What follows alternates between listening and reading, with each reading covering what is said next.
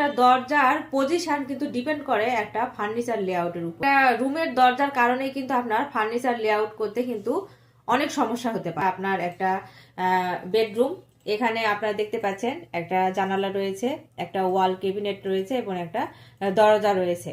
আমরা দরজা দিয়েছি আর রুমের এই পাশটায় আমরা দরজা দিয়েছি। তো জাস্ট একটা চিন্তা ভাবনা না করে কিন্তু আমরা দরজাটা দিয়ে দিলাম। বাহির থেকে আমরা যখন দরজা খুলে ভিতরে প্রবেশ করব তখন কিন্তু বেডটা কিন্তু ভিজুয়াল হবে।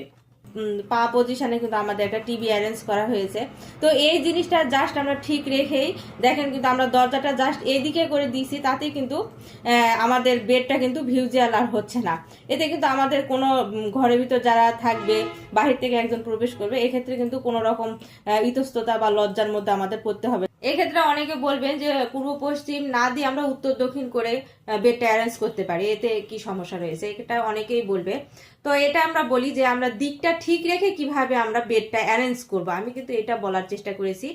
যদি আপনি উত্তর দিক করেই দেন তাহলে এখানে আরেকটা কিন্তু আমরা জানালা রয়েছে, যখন আমরা উত্তর দক্ষিণ করে আমরা বেড অ্যারেঞ্জ করব তখন কিন্তু জানালার অনেকটা পজিশন কিন্তু একটা বেড কিন্তু ব্লক করে দিবে। এদিক দিয়ে কিন্তু আলো বাতাস আসতে কিন্তু একটু হলো বাধা। প্রত্যেকটা রুম ডিজাইনের ক্ষেত্রে এভাবেই যে অ্যারেঞ্জ করতে হবে তা না। প্রত্যেকটা রুম যেহেতু আমাদের পজিশন আলাদা আলাদা হয়, আমাদের দৈর্ঘ্য প্রস্থ আমাদের প্রত্যেকটা রুমের আলাদা আলাদা হয়ে থাকে।